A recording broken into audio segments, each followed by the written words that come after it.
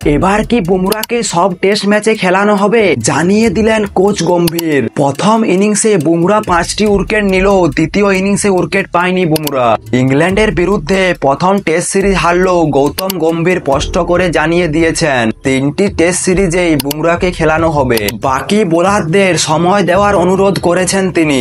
ঋষভ পান্তের জোড়া 100 রানের খুশি ভারতীয় শিবিরে, তবে খুশি নন শুভমন গিলের অধিনায়কত্ব। ম্যাচের পর সাংবাদিক বৈঠকে গম্ভীর বলেছেন, আমরা পরিকল্পনা বদলাবো না, কারণ আগামী দিনে আমাদের অনেক ক্রিকেট খেলতে হবে। আমরা জানি বুমরা কতটা গুরুত্বপূর্ণ। এই দেশে আসার আগেই সিদ্ধান্ত নেওয়া হয়েছিল ওকে 3টি টেস্টেই খেলানো হবে। 2 জুলাই থেকে দ্বিতীয় টেস্ট সিরিজ শুরু হচ্ছে।